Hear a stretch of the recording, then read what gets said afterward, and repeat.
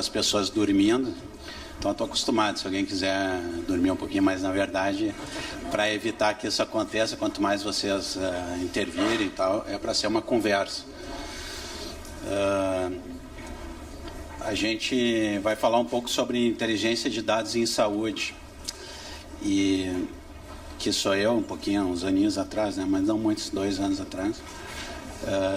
Aí estão minhas qualificações, não tem nada muito demais, mas eu sou pai de gêmeos, pelo jeito isso aí é uma qualificação importante. Eu não sei dos filhos da Fernanda Lima, mas o meu é um casal, eu consegui um homem e uma mulher, essa é a minha diferença. Então, deixando de brincadeiras, eu coloquei essa figura aqui por um motivo, porque estive no Congresso Americano de Informática em Saúde esse ano, foi em Las Vegas. Além de estar em Las Vegas, lá que tem algumas qualidades, foi um congresso muito interessante. Esse slide é de lá. Por que eu trouxe? O que tem de errado nesse slide aqui? O que vocês lembram quando vem isso aqui? Que é a primeira palavra que vocês veem na cabeça? Antigo? É um robô, é humanoide, né? Já existe humanoides, não? Já viram desse na rua? O que dá a ideia? Da ideia, não sei, discordar da ideia de futuro, né? Isso aqui dá uma ideia de alguma coisa futurística. E quando a gente fala em inteligência de dados ou análise de dados preditiva, quase todo mundo pensa em futuro. Isso é legal, vai ser legal no futuro. Então, o principal erro é a gente considerar que é alguma coisa para o futuro. Na verdade, na saúde, usualmente, realmente, a saúde está atrasada em informatização, ou pelo menos nos níveis de interoperabilidade semântica, de várias coisas que em outras áreas, né, outros sistemas, outras indústrias já estão muito mais avançadas. Mas ainda a gente tem esse erro de sempre achar que um negócio legal, isso aí no futuro vai ser uma coisa legal. Mas na verdade é presente. Tem milhares de projetos na área da saúde e fora da área da saúde está no bolso de vocês, né? Então, quando é que a inteligência artificial vai começar a nos afetar? De diferentes modos, diferentes definições até que a gente tem para ela, nos afeta já hoje diariamente, né? Talvez tenha influenciado as eleições, possivelmente até, né? Muito provavelmente até. Quando vocês forem para casa, de repente vai ser um caminho que vocês nunca tinham feito antes. Quem é que nunca aconteceu isso, né?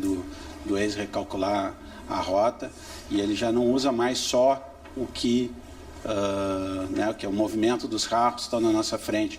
Ele usa o histórico para saber que no dia 5 de dezembro as pessoas estão recebendo 13º, a rua está cheia, o início de dezembro é muito movimentado. Não é mais só o presente, ele usa todo o histórico que ele já tem de dados para calcular muito mais do que isso.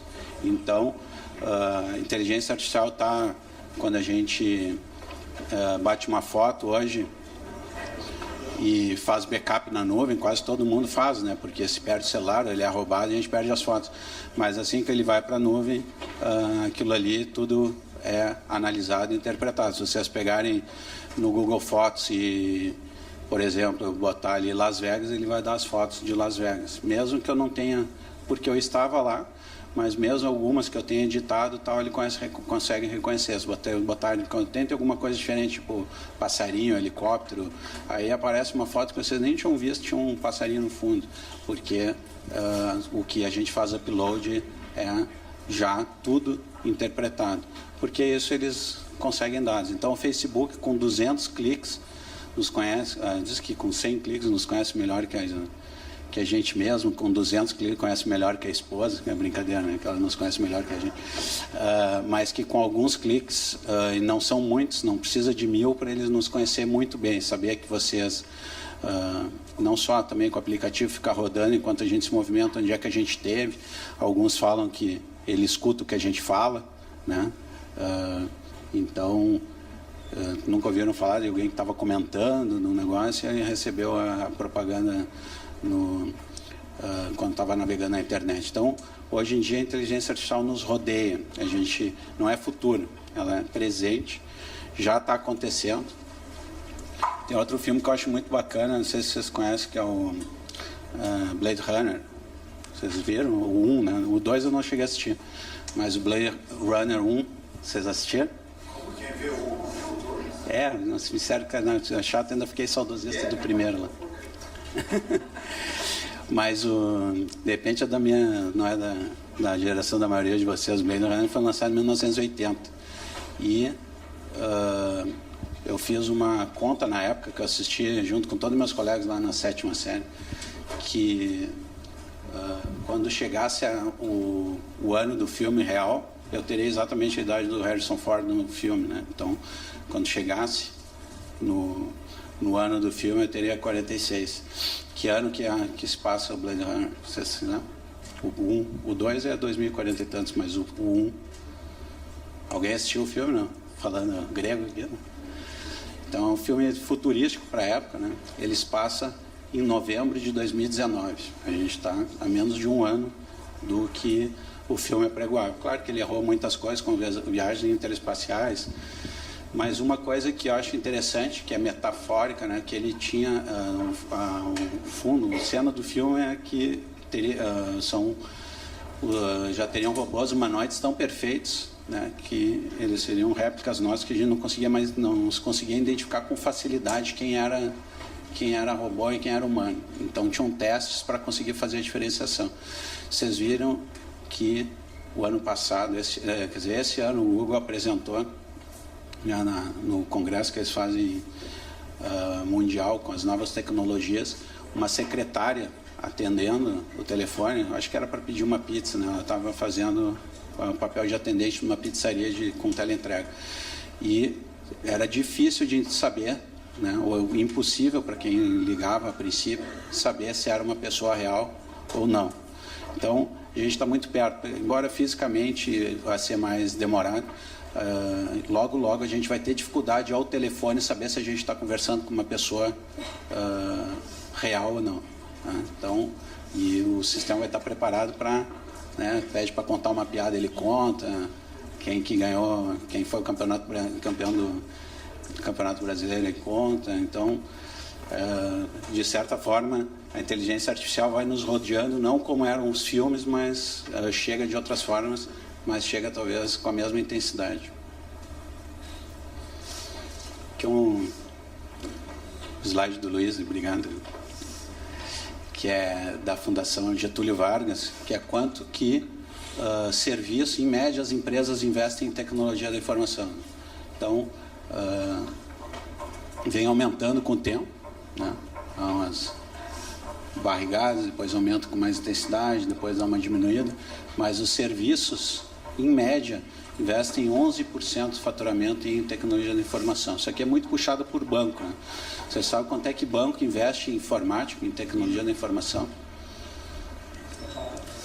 Alguma coisa eles devem entender de retorno sobre investimento, né? Porque são os mais ricos, ganham dinheiro mais fácil. Mas eles investem 24% do faturamento em tecnologia da informação. Então, aquele aplicativozinho do Banco do Brasil, ele parece simples, tem uns botõezinhos, faz transferência e tal. Na verdade, tem muito desenvolvimento em segurança, né? E a segurança tem toda a tecnologia também de inteligência por trás, saber se é o padrão do usuário, se ele está usando o aplicativo, especialmente cartão de crédito, né? Está usando num horário usual dele, se o tipo de compra é usual, se a localização que ele está é usual. Então eles usam todas essas informações para chegar à conclusão se a compra é fraudulenta ou não. Teve um cartão de... recebi a ligação de São Paulo, que às vezes que não identificado, que às vezes a gente nem atende achando que é de presídio. Aí eu atendi, era do cartão de crédito. Não, só saber que o senhor está realizando uma compra no cartão de crédito agora. Eu não. Daí ela deu uma pausa assim. Aí eu falei, e já aproveita e cancela, né? Ela, não, eu estou fazendo isso. Mas eu posso perguntar como é que vocês descobriram? Não, porque o senhor usualmente não faz compras nesse horário. Não era característica do produto, nada. Era a hora que ele estava comprando. Então eles usam algoritmos. E hoje em dia, na verdade, o algoritmo às vezes dá o sinal de alerta, o atendente nem sabe, né? Ou, na verdade, nem quem programou o sistema sabe, porque é uma inteligência artificial. A rede neural tem esse problema de ser uma caixa preta. Ele descobre padrões que depois o padrão não fica identificado, ele só alerta, aquele padrão ali é sinal de perigo e já dá a mensagem, a gente não tem como identificar. Mas, para dizer de novo, já é a realidade, nos cerca, e a gente tem que usar isso para o nosso bem e para o bem dos pacientes no sistema de saúde. Aqui os investimentos, né, programados, aqui é primeiro trimestre de 2018, apresentado lá no Congresso de Las Vegas. Então, estima um investimento de 540 milhões, né, ainda bem pequeno, mas com um crescimento que vai ser geométrico, né, nos próximos anos. E em relação um crescimento de 67% por ano nos próximos 8 ou 7 anos. Então, realmente a expectativa é que o investimento e que o retorno de quem investe nessa área seja muito grande. Então, algumas ferramentas, só para a gente... Quando a gente está falando, são temas assim, até o título da palestra eu botei inteligência de dados, né? Inteligência artificial, o uso de dados, porque existem vários significados, várias interpretações do que significa isso. Daí tem uns que se diferenciam, a gente já está no passo além, não é mais inteligência artificial, computação cognitiva, e aí cada um inventa um nome mais bonito, da IBM ficou mais bonito, né? Computação cognitiva, mas no fundo não tem novidade, é parecido com as outras, mas enfim, tem desde a análise descritiva, que qualquer um fez a cadeira de, não precisa nem ser de estatística, de epidemiologia na faculdade, né, ou no colégio, aprendeu a descrever, né, com as observações, forma gráfica, etc. Então, pode ser desde um simples descritor, tem muita gente que então pega um BI puramente descritivo, né? A gente já fala, estamos usando a inteligência de dados, com certeza, está usando dado. Se ele for para tomar uma ação, se você usa aquilo para mudar o que você faz, quem é médico como exames custam dinheiro, a gente sempre pensa 2 vezes quando pede um exame, se vai fazer alguma coisa com aquele resultado. A mesma coisa a gente deve fazer com o BI, né? Vou olhar o BI, vai mudar o que eu vou fazer, dependendo do resultado, ou ele é só uma informação, né? O que daí a gente brinca que é estatística recreacional. A pessoa olha, mas na verdade não muda, vai fazer exatamente a mesma coisa no final do dia, independente do resultado. Eu conheço um milionário, o cara investe, na verdade já faleceu, ele ficou milionário investindo em ações. E aí ele estava no almoço lá, e um amigo dele perguntou: o senhor podia me dizer por que o senhor olha todo dia as suas ações lá do banco, não sei qual, estão embaixo? Tenho certeza que o senhor não vai vender, independente do resultado, se estiver aumentando, não vai vender também. Aí o cara falou: mas se eu não fizer isso aí todo dia, o que eu vou fazer todo dia? Porque ele não tinha mais nada para fazer, não sei olhando. Mas ele realmente não ia mudar a conduta a partir daquilo. A gente tem que ver se a análise descritiva pode ser interessante, se muda ações. A gente tem o termo actionable, que é mudar a ação, a informação para a tomada de ação. Se for só para olhar, não tem muito sentido. Agrupamentos, em que a gente forma grupos, né?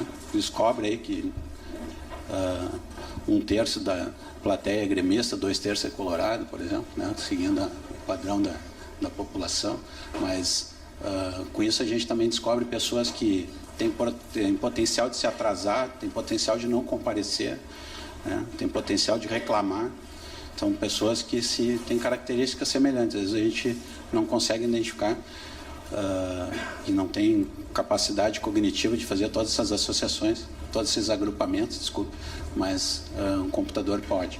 Associações, né, saber que determinadas características, nunca ninguém se deu conta, mas quem já operou, quem fez vagotomia lá em 1980, tem menos chance de ter mal de Parkinson, agora 30 anos depois.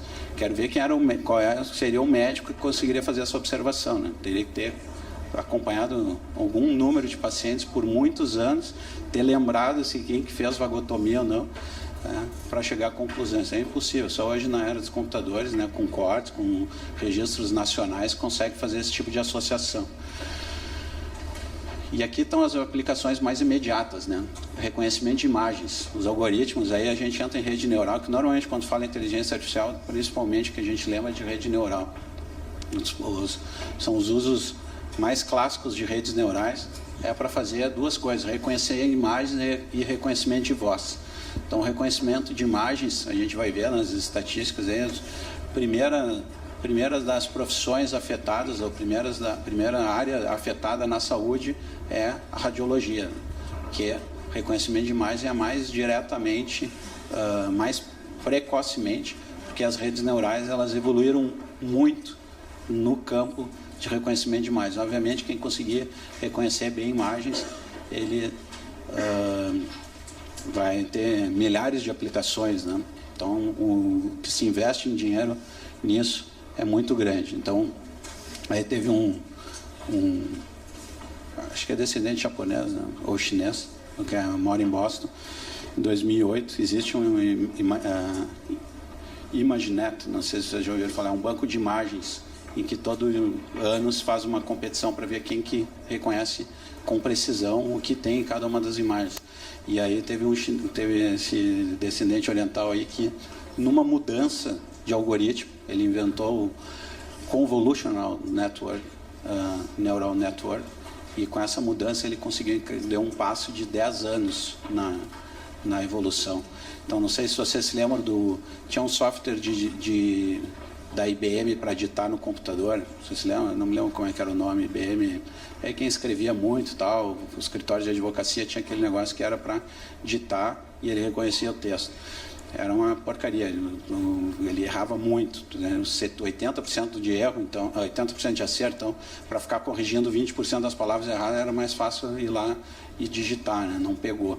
Mas a partir de 2008, 2009, com o avanço, com esse salto que esse chinês deu, as coisas começaram a ter uma aplicação mais perfeita. Não sei quem é que usa no WhatsApp ali o botãozinho do microfone, não para gravar, mas para reconhecer a voz. A precisão é imensa, né? Se vocês falarem claro, o inglês deve ser mais fantástico ainda, mas em português ele funciona muito bem. Clica ali no microfonezinho e ele transforma em texto, né, o que você ditou. Fica a dica aí, porque eu mesmo não gosto de receber muita mensagem de áudio, porque não é toda hora que a gente pode ouvir. É muito mais fácil clicar o botãozinho e sair em texto o que a gente ditou, né? Se a outra pessoa também não tem tempo de digitar, bota ali que um digita e outro lê em texto. Então, essas duas áreas aqui evoluíram muito. E na medicina a gente tem aplicações também. Predições, né, que a gente vai ver. Então, são alguns direcionadores aí que, dentro dos 9 aplicações, eu coloquei, mas 9 é só um número, podia ser 15, podia ser 28, tem inúmeras aplicações na saúde que a gente pode fazer com essas novas tecnologias. Nem tudo é rede neural principalmente para essas duas. Predições e inteligência artificial, botei aqui embaixo também, mas como tomada de decisões, né? Se a gente tem um paciente e ele pode ir ditando fluxo de condutas, isso seria um modelo de inteligência artificial que seria para tomar decisão. E aí também rede neural, tem random forest, tem alguns mecanismos que dá para utilizar para isso, né? E até mecanismos que a gente já usava para outras coisas, como Markov. Então, só para passar um estudo também, como é que está a situação, como é que está o mercado preparado ou não para absorver essas ideias.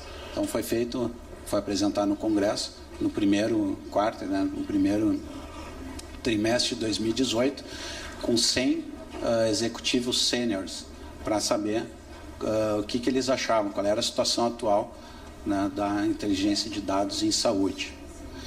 Então, para ter um time frame, né? comparando com o início lá que eu falei, que a gente ainda tem na cabeça que o negócio é futurístico, é para o futuro, é legal, é para o futuro. Sempre ficar botando para o futuro.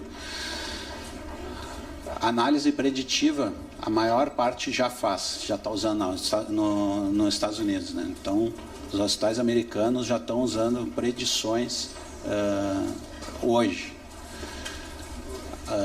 Análise de imagens médicas, a maior parte já é agora também, somando agora em 1 a 3 anos, da imensa maioria, né? Então, a maior parte dos hospitais, dos organismos de saúde já está usando. Codificação,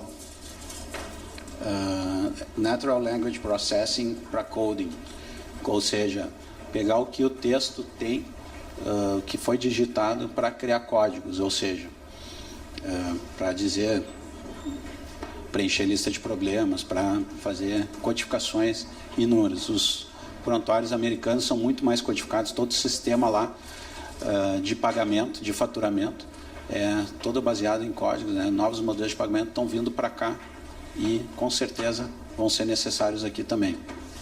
Isso tudo gera, porque no final das contas vocês vão ver, quem está acompanhando o DRG aí, não deixa de abrir faturamento, auditoria vai continuar, não é só um novo modelo mais avançado, mas vai continuar, não é uma solução.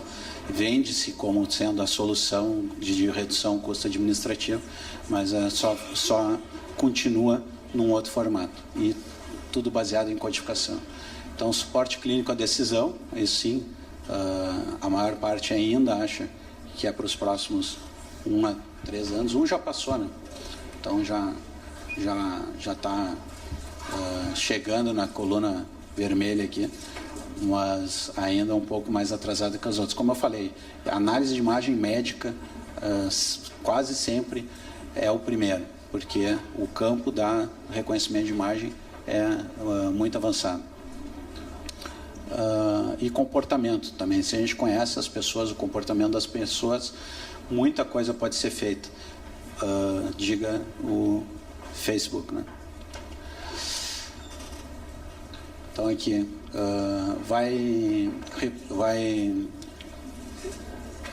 a inteligência artificial vai assistir, né? Que é a nova onda, é não falar em substituir, mas é uma ferramenta que vai empoderar ainda mais os profissionais. Então, radiologistas é o primeiro, sempre. Imagem é a bola da vez e já tem device, já tem produtos registrados no FDA com a capacidade de fazer diagnósticos e com curva ROC, né, de sensibilidade e especificidade já melhores que de humanos. Então, essa aqui já chegou para ficar. Não vai provavelmente substituir os radiologistas, mas uma tendência de diminuir o número de radiologistas necessários. Quando alguém faz parte do trabalho, é a mesma coisa que advogado. Os advogados também estão se prevendo que, né, nos Estados Unidos, os formados em direito já estão com dificuldade de conseguir emprego. Por quê? Porque as ferramentas não estão substituindo, mas são uma alavanca para os profissionais que estão no mercado a terem mais produtividade. Era como editor de texto, né? Fui assessor lá da PGE, Procuradoria-Geral do Estado, para fazer a defesa de processo. Então foi a área que eu tive mais contato com o direito.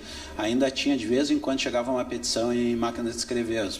Os advogados lá de 80 anos estavam fazendo para algum familiar, alguma coisa, provavelmente o cara já estava fora do mercado, mas ele ainda fazia em máquina de escrever. Só que normalmente a petição era uma página. Quando chegou ao processador de texto, virou que, né, com recorte e cola, a petição é 10, 20, 30 páginas, virou um monte de papelada, normalmente recortando, citando e tal. Deu muita agilidade para que as petições ficassem maiores. Agora, com a inteligência artificial, tem como colocar os dados, né? O cara bateu o carro, não fez, bota lá 5 características, se recusou a fazer o bafômetro, tinha seguro, não tinha, sei lá, com as características, pá, sai a petição lá com todas as informações que foram combinadas das petições anteriores, situações similares. Tem já softwares que é advogado virtual, né? O cara com situações fáceis, tipo recorrer de multa, voo atrasou, perdeu, mudou de dia, o voo estava combinado para um dia, cara, a situação que é frequente e parecida, cara, só saiu no dia seguinte, perdeu um dia de hotel, um dia de férias, perdeu o voo de conexão, né? Então, as situações são semelhantes, o cara coloca ali todas as características, o que tu perdeu, o que não perdeu, não sei o que, qual era o valor da passagem, sai a petição já direto para um escritório que só leva lá na Pequenas Causas de São Paulo, onde estão a maior parte das empresas aéreas e já resolve tudo, ou seja, a inteligência artificial está possibilitando não substituir os advogados, mas que alguns que se aproveitam disso tenham muito poder. E a mesma coisa vai ser na área da saúde, né? Então, do lado do profissional de saúde, não se espera que eles sejam substituídos, mas que eles sejam empoderados e talvez consigam atender um número maior de pessoas. E talvez gere realmente uma dificuldade de colocação profissional, não digo para os mais novos, mas para os piores especialmente, né? Para quem não tenha qualificado ou não sabe fazer uso dessas tecnologias. Então, para o médico, né?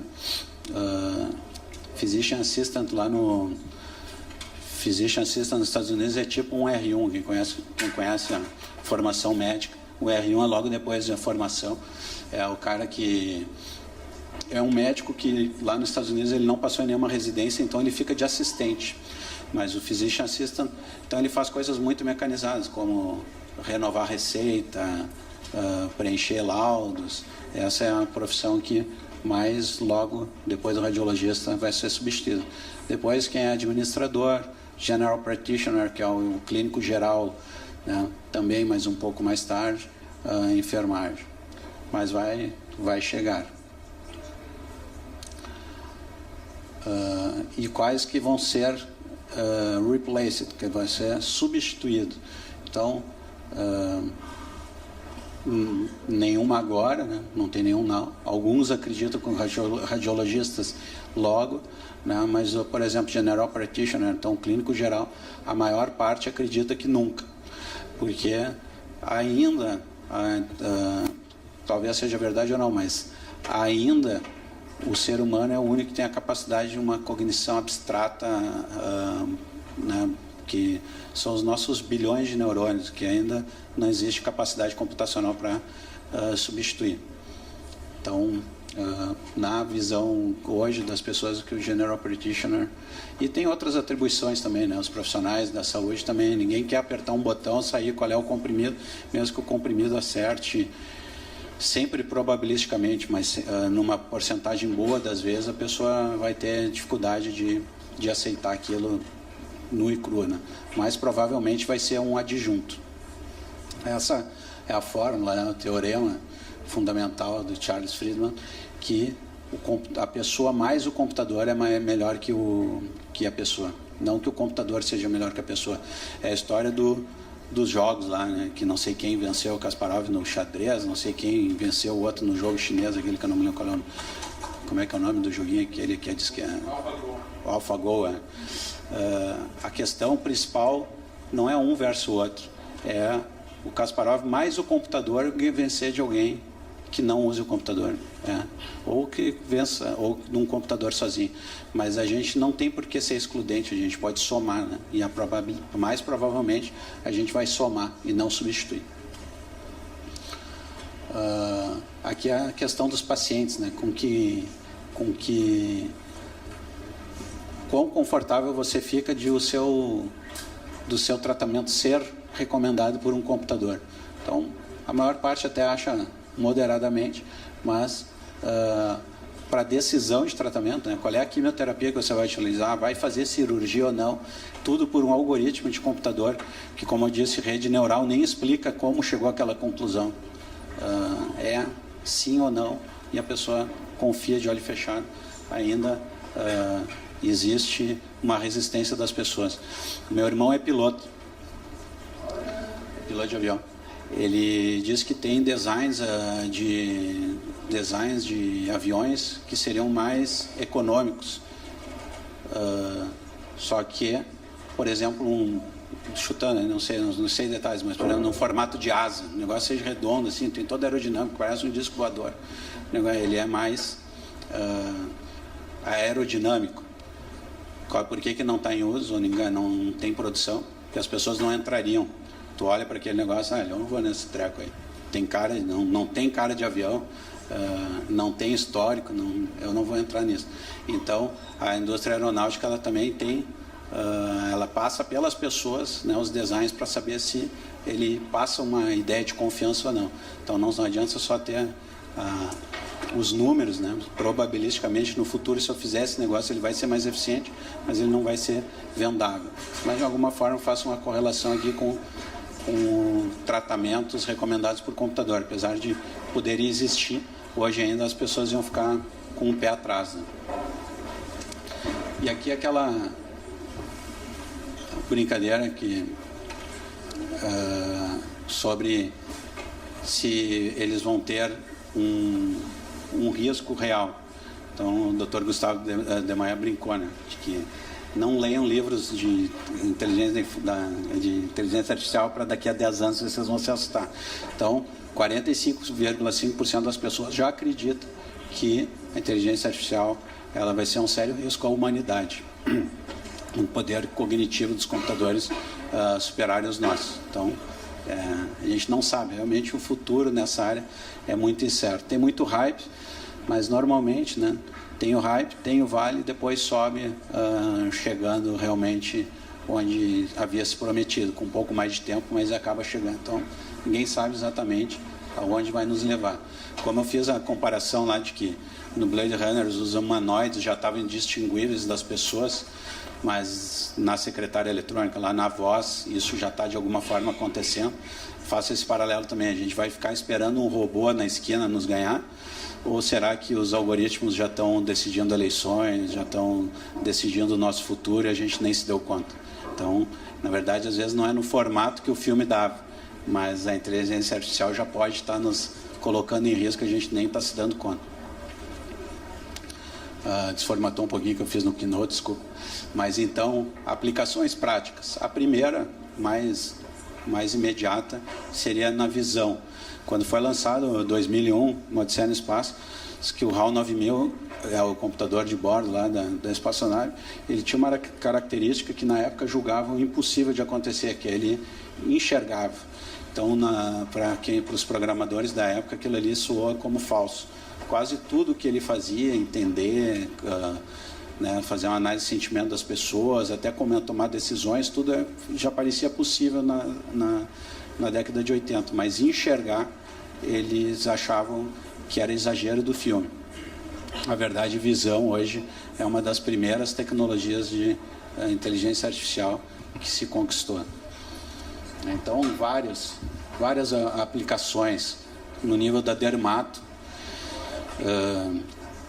Rede neural, depois eu vou apresentar bem brevemente o que no fundo significa, mas ela tem a característica interessante que ela faz análise de uma forma, primeiro que a gente não fica sabendo depois como é que chegou naquele resultado, mas segundo que é randômico, se treina a rede neural e ela tenta de várias formas, e formas que a gente, né, por criação, por cultura, por diversas situações, nem imaginava serem possíveis. Então, digo isso porque com fotografias do fundo da retina, tem um projeto que é do Google, com parceria com alguma universidade, provavelmente, com fotografias do fundo da retina, classicamente, quem é médico sabe que daria para saber glaucoma, é óbvio, né? A retinopatia da prematuridade, as doenças próprias da retina nem se fala, né? A retinopatia da prematuridade, doença macular degenerativa, mas todo clínico aprende na faculdade que através do fundo de olho a gente consegue ver hipertensão grave, né? Quem é paciente hipertenso grave, a gente começa a ter alterações na vasculatura da retina. Quem é diabético tem alterações proliferativas. Então, tem algumas situações que nós humanos, olhando o fundo de olho, sem só dar uma parede com um furinho, a gente faz o fundo de olho, dá para dizer mais ou menos a idade do paciente, doenças retinianas, se ele tem hipertensão, tem diabetes. Mas botaram para o algoritmo fazer e ele descobriu características que levam a outras tantas doenças. Então, a gente descobre que ele não informa também, ele diz, é uma caixa preta, ele não diz, próxima vez que você olhar o fundo de olho, procura por isso, aquilo. Não, ele olha e pelo treinamento ele sabe que aquilo ali está associado à artrite reumatoide, por exemplo, e a gente não sabe fazer esse diagnóstico. Então, os computadores também têm isso, eles inovam, né? A gente fica esperando que venha um robozinho com um equipamento na mão, fazer fundo de olho. Não, é um equipamento que existe, você bota o rosto, ele tira uma foto, ele faz diagnóstico que a gente nem pensava serem possíveis. Ele não vai copiar o trabalho do médico exatamente como a gente faz, são novas formas. E uma delas, como eu falei, grande capítulo, visão. Então, para detectar a retinopatia diabética, uma coisa que já é possível, mas ele acaba fazendo melhor. Dermato, é óbvio que para diferenciar lesão com risco de melanoma, de lesões que não têm esse risco, já existem, né? Acho que até aplicativo de celular para fazer isso. E fundo de olho, tudo, e como eu tinha falado, radiologia, tudo que envolve imagem é o primeiro passo. E patologia, boa parte, incluindo exames laboratoriais, mas assim, a patologia é uma especialidade que ela é um pouco até valorizada. A gente não dá devida importância às patologias, porque eles decidem até 70% das condutas importantes em medicina. O cara vai ser operado ou não, se é maligno ou não é, se aquilo ali tem risco, né, aquele linfonodo é positivo ou não, se precisa fazer rádio, se precisa fazer químio, quase tudo passa pelo patologista. E é basicamente imagens. Então isso aqui também já tem muito estudo para classificação de imagens, para a gente ter, se não a substituição da patologista, um auxílio para ele, né? Porque em muitos casos ele também fica em dúvida, ele olha, tem um computador para auxiliando qual é o lado que ele deve ir. Então, imagens, com certeza, é presente, não é futuro. Se usa também populacionalmente, um estudo saiu esse ano de uso da classificação de imagens e conseguindo prever a prevalência de obesidade naquela comunidade. Claro, com áreas verdes, né, onde tem mais espaço para caminhada, ciclovia, versus um local que é com mais estradas, rodovias, né, feito mais para carros. Então, eles fizeram análises de fotos de satélite, conseguem detectar a prevalência de obesidade por satélite. Não vê uma pessoa, ele só pelas imagens consegue detectar qual é a taxa de obesidade. Isso aqui para a saúde pública, né, pode ser muito útil para planejar atividades preventivas lá, novos parques, né, atividades que estimulam o exercício físico naquela região. Mas é outra aplicação em saúde pública dessa classificação de imagens. Diagnóstico. Então, aqui eu coloquei numa da minha área um exemplo, que é um modelo de machine learning para detecção de câncer coloretal, que é o que acontece. Todo mundo, hoje agora baixou, a partir dos 45 anos, deveria fazer uma colonoscopia. Os guidelines ainda estão em 50, a maior parte das recomendações da Academia Americana de Onco já baixou para 45. Mas isso é uma recomendação populacional, né? Não tem muitos níveis de graduação, quem que precisa mais, quem que precisa menos. Então, foi feito um estudo considerando idade, sexo e complete blood count, hemograma. Então, hemograma completo, idade e sexo, num algoritmo de rede neural e com uma predição de score. Então, isso aí foi validado em 2 séries grandes, em Israel e no Reino Unido, né, com uma curva ROC, que deu o resultado final, a área sobre a curva de 0,8, que é considerado moderado a eficiência do método. É só o resultado que, na verdade, o background, que na maior parte dos locais os adultos ainda não foram testados, e essa ferramenta serviria para a gente priorizar, né, dentro das grandes funções do administrador de saúde é priorizar.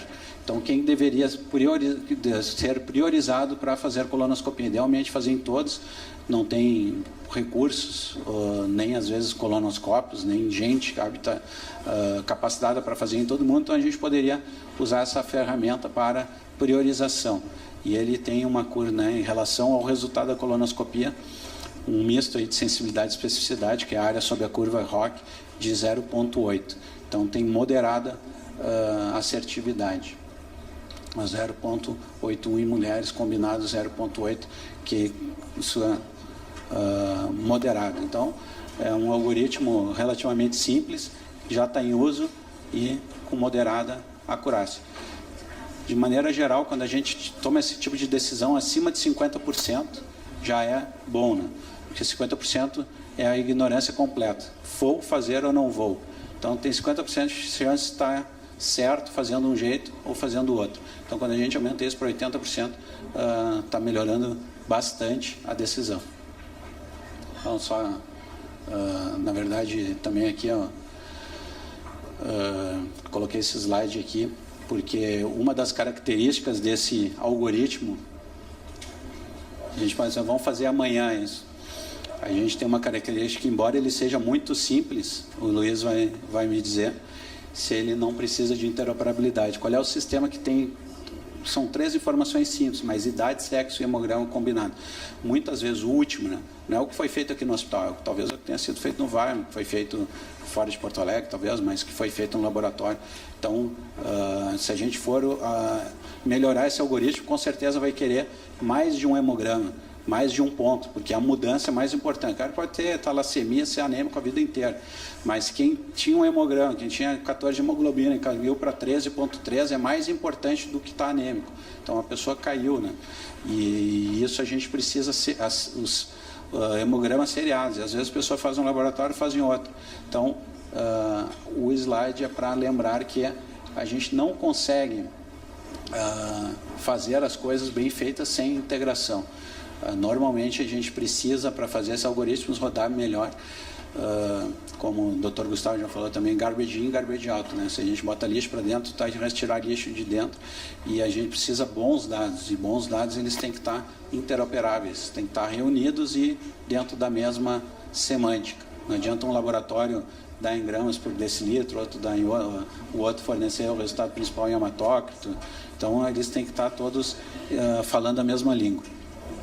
Sem integração, não teremos análise em escala. Então, interoperabilidade também é importante. Bom, então, falei em visão, diagnóstico, né? Então ele tem um índice de moderado de acertar. O dia que for perfeito, a gente não precisa nem a colonoscopia, tem um exame lá, tem um algoritmo, vai lá procurar, só vai procurar onde está. Mas o algoritmo já acertou o que a pessoa tem. Isso a gente não tem ainda, né? Mas mesmo assim, tem um diagnóstico ainda imperfeito, ele aumenta muito a chance pré-teste e aumenta a custo-efetividade do método, porque seleciona pessoas mais prováveis de ter a doença para o exame.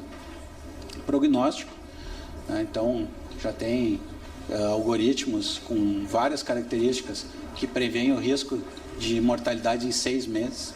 Né? Isso aqui tem vários usos, né? Então, saber...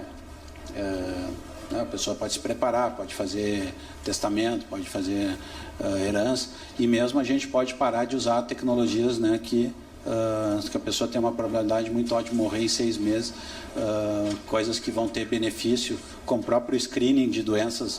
O cara já tem a mortalidade muito alta, tem algumas medidas preventivas que deixam de ser de fazer sentido. Então, saber esse tipo de informação, né, talvez influencie na decisão da pessoa ir para o CTI ou não, de ser reanimado ou não, acaba tendo um grande impacto no custo da atenção à saúde. Isso aqui é só para mostrar de maneira bem simples como é que é uma rede neural, né, que seria... a rede neural, eles tem esse nome porque ela copiou o que se sabe da neurociência, como é que funciona o nosso cérebro, que não tem muita, apesar de tudo, nível simplificado, não tem muito mistério. O neurônio, ele recebe informação de vários outros neurônios, e ele tem 2 características: a excitabilidade, que é o resultado final, ele sempre vai ser binário, é como computador, o resultado final é dispara ou não dispara no axônio. Então ele pode ter muitas entradas, mas a saída é um axônio só, e aquele axônio ele vai ter uma resposta 0 ou 1. Pelo menos pensava assim inicialmente, depois se viu que a resposta pode ser modulada, especialmente em computador também. Não precisava ser exatamente como humano, era mais fácil programar uma resposta que pudesse ser não binária também. Mas de qualquer forma, a gente recebe, vamos pensar, quando vocês estão na rua, vai lá, vão para a Rua da Praia lá, 7 da noite, e aí vai passando o tempo, não vai aumentando o medo. A pessoa está sozinha na rua ali, tá? Daí começa a fechar a loja, começa a sumir todo mundo da rua, vocês estão sozinhos digitando no WhatsApp, sentado no banco, sentado num banco de praça ali, não vai batendo medo? Por que o medo vai aumentando? Porque vocês estão recebendo informação do meio externo, tem menos gente na rua circulando, está escurecendo, as pessoas estão caminhando rápido, não passa um carro, não estou vendo policial. Então são várias informações juntas, isso é como um neurônio processa. São várias informações juntas que no final vai dar uma informação para vocês. Levanto ou fico, sai ou não sai. Então é assim que um neurônio, né, de grosso modo, funciona. Ele recebe informações de vários outros e dá uma informação. Só que aquela informação vai alimentar outro neurônio. Então são as camadas escondidas. O negócio começa a ficar complexo porque aquela informação binária vai informar uma camada, né, de processamento que também vão juntar de vários neurônios e vai ter uma saída. E às vezes se bota várias camadas, 3, 4, 5 camadas de processamento e no final sai a resposta. Esse lugar está perigoso demais para eu ficar. Então, a rede neural não deixa de ser, ela é a informatização, né? São neurônios, são criados com programação que recebe as informações e ele tem um nível de disparo. Então tem pessoas que quando o nível, digamos, de 0 a 6, somado todas as informações de todos os outros neurônios, não, aqui eu não fico. Tem pessoas mais corajosas, mais resistentes, com maior perfil de risco, ficam até o 0,9, tem gente que não sai dali nunca. Então é assim que o neurônio funciona. Ele tem um nível, vários recebimentos e uma variável que diz qual é a taxa de sensibilidade dele, onde é que é o limiar de disparo. É assim que a gente consegue, que os sistemas conseguem ver imagens. Ele pega a imagem, cada pixel dá uma informação, cada pixel soma e ele acaba dando informações, né? E o negócio do chinês, aquele, o Convolutional Network, ele começou, que depois se a gente prestar atenção, é assim que nós funcionamos também. Ele não pega a imagem completa, ele pega círculos, ele pega spots. Então, para saber se tem um helicóptero na imagem, ele não pega a imagem completa. Ele estão vários, como se a gente pegasse uma máscara, né, um papel cortado e fosse analisando com vários várias vezes aquele buraco, não a imagem toda, que na verdade é com a gente, se alguém falar, olha o helicóptero, a gente vai procurar e crava. A gente tem várias informações em volta que a gente está deletando, né? Porque seria muito difícil no meio de árvore, no meio de todas as informações do resto da imagem, identificar o helicóptero. Então ele começou a fazer a primeira camada, essa convolution, ele pega e separa ela em vários spots. Estou falando um pouco em detalhe para vocês terem uma ideia geral, né? Quem não é da área, né? Quem já é da área deve estar dormindo já, mas para vocês terem uma ideia geral de como é que essas coisas funcionam. Não são sobrenaturais, mas também não são fáceis. Elas precisa de muita matemática. Aliás, matemática não é muito o nosso, né, de maneira geral, não é o maior atributo do brasileiro. Eu dava aula na faculdade para conseguir fazer a pessoa calcular lá, para os alunos calcularem quantos ml de soro levar o paciente, tomava em 1 hora, dependendo do gotejo, demorava um século, porque a formação de matemática nossa é muito baixa. Está aí as provas, né, das avaliações internacionais, aí o brasileiro tira notas baixíssimas em matemática. Até o cara fazendo conta, o soro já está. O paciente está entupida de... Novos medicamentos. Então, a indústria química já está usando, né? Vou confessar que eu li o artigo e não entendi 5%, eu não vou conseguir explicar para vocês como é que eles conseguem. Eles pegam porque a gente tem medicamentos e a questão toda são radicais, né? E eles conseguem, por modelos probabilísticos, rodando aquilo milhares de vezes, tentar estimar, né? Se esse radical não tivesse aqui, em milhares de proteínas que a gente tem no corpo, como é que com essa substância ia reagir. E eles conseguem com isso fazer melhoramento de substâncias já hoje, com algoritmos de inteligência artificial. Então, a tendência, né, de que possa, no mínimo, estreitar um pouco, porque hoje a gente precisa de 10 mil substâncias em teste para chegar num medicamento, que a gente consiga, pelo menos, estreitar um pouco o número de medicamentos que precisam ser testados em vivo, alguns já serem descartados por algoritmos de inteligência artificial. Então, aqui é só a mesma figura da rede neural em Drug Discovery. Predição, isso aqui são quinta aplicação que já pode ser usada hoje, e aí o seu Dacir vai gostar de algumas coisas que dá para fazer com predição.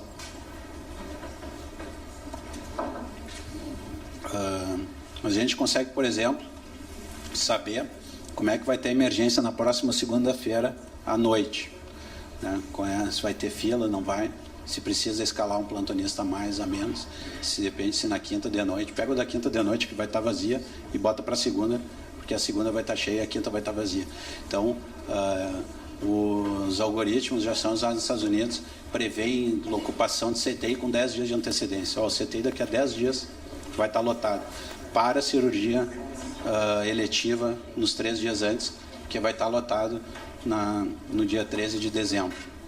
Então, com 10 dias de antecedência, você sabe a ocupação do CTI. Os Estados Unidos tem muito centro de referência, pessoas viajam, às vezes, do mundo para, né, por exemplo, ir operar lá em Rochester, na Clínica Mayo.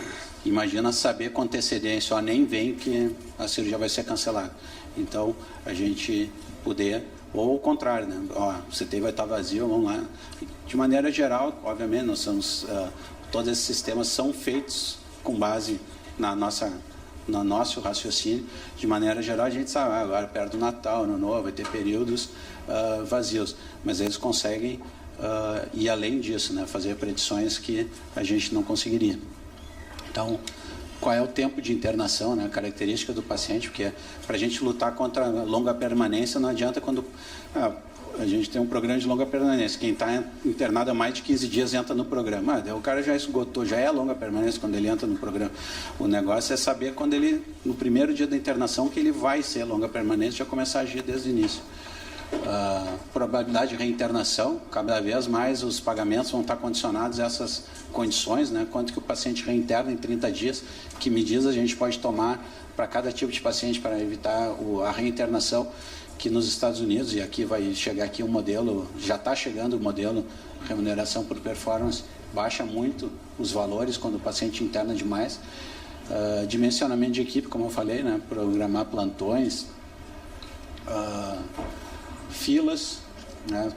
Fazer manejo de filas, de exames, de consulta, estimar percentual de ocupação no hospital, né? Para o futuro.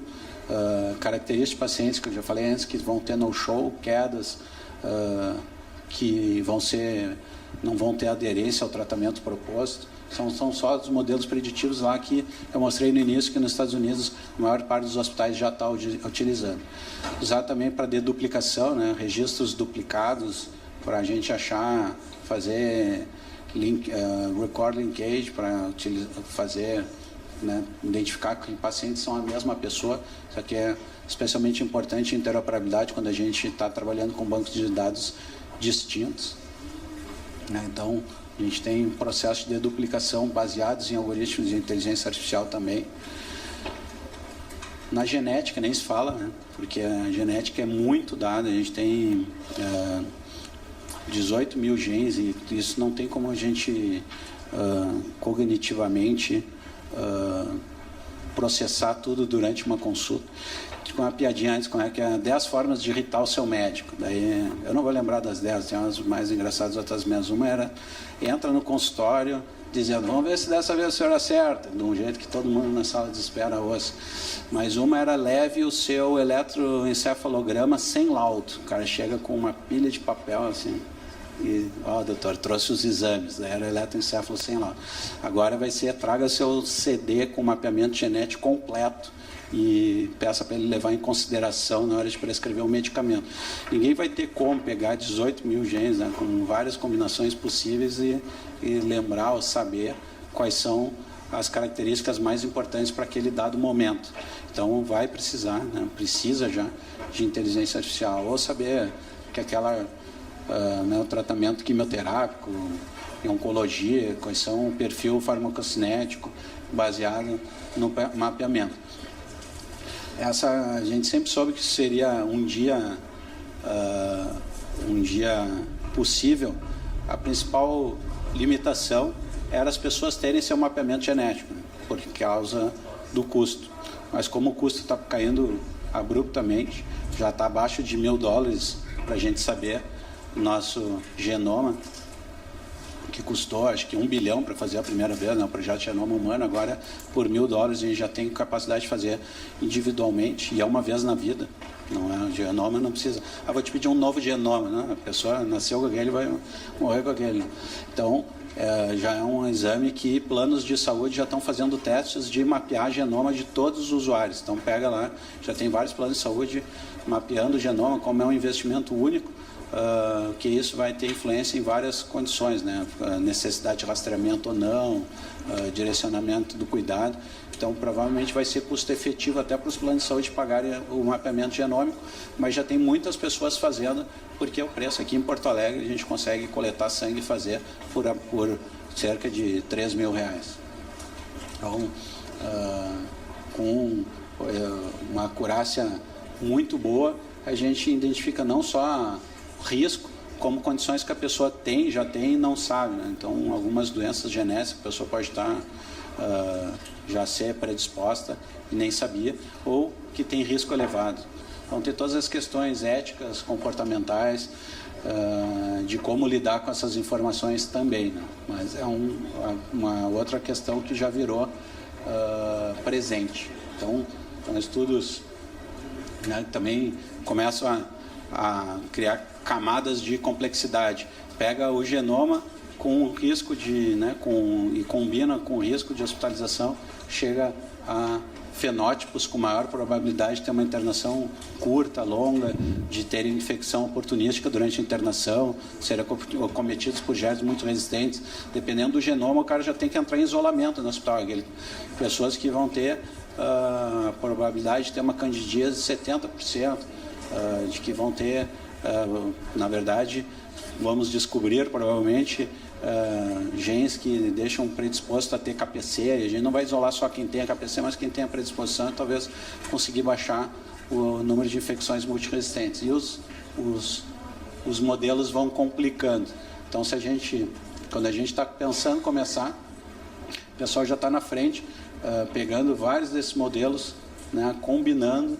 Então, que é o Deep Learning. A gente pega modelos daqueles nós dos neurônios, lá que eu estava mostrando, das camadas hidden layers, lá das camadas escondidas, e colocam nós de complexidade, né, com regressão de Cox, com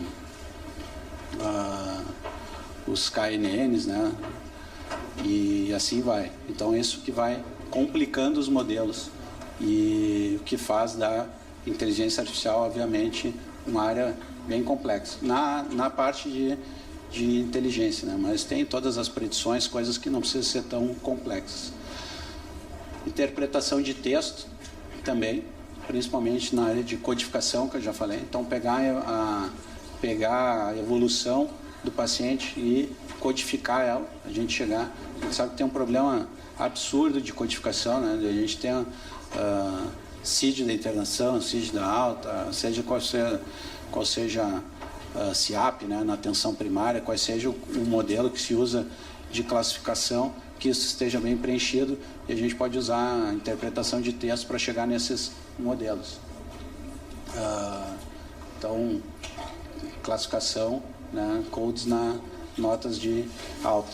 Então, isso aqui, quando a gente tiver DRG, já vai ter em breve, né, isso aqui faz muita diferença, porque mal codificado vai ganhar menos. Por isso que eu falei, faturamento e auditoria vai continuar na mesma, a auditoria vai dizer não tem, não está escrito, não sei o que, a gente tem que usar inteligência artificial para provar que tinha.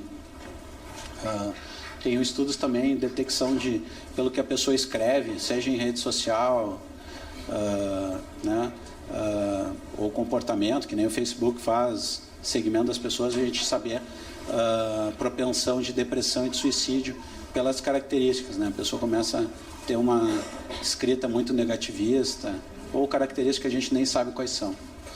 E, por fim, também usar no marketing, que isso aqui já é usado em todas as outras áreas, né? Mas dados de quem são os pacientes do meu hospital, né? Então, será que não valeria eu ter um pronto atendimento? A gente pode não saber, mas não vale. O Ernesto Dornelles não precisava ter um pronto atendimento determinado bairro que tem uma grande número de pacientes que vêm de lá e que a gente facilitaria, né? Ou áreas em que vem paciente de lá, mas se algum outro colocar um pronto atendimento lá, a gente vai perder aquela zona inteira. Então, são dados de inteligência artificial que a gente pode utilizar para planejamento de marketing, para agrupamento, para conhecer quem são meus pacientes fiéis, quem são os eventuais, quem são os que me dão mais retorno, né? Quais são os drivers de fidelidade, né? Então, por que aquela pessoa é fiel, o que aconteceria que ela deixaria de ser, como é que eu posso transformar os que não são fiéis em fiéis, etc. Isso aqui tudo por análise de comportamento, de características, né, de agrupamentos a gente pode definir. Então, essa mensagem não é futuro, é presente, tem um campo, é difícil, mas não é impossível, pelo contrário, né, só começando e com projetos pequenos é que a gente vai agregando, chegar no nível que muitos já estão, né, e que o retorno do investimento nessa área é, como toda a TI, mas especialmente em análises preditivas, agrupamentos e mesmo inteligência artificial, o retorno do investimento é muito alto. Então, é isso, muito obrigado de novo pela organização e estamos à disposição aí. Muito obrigada, doutor Guilherme.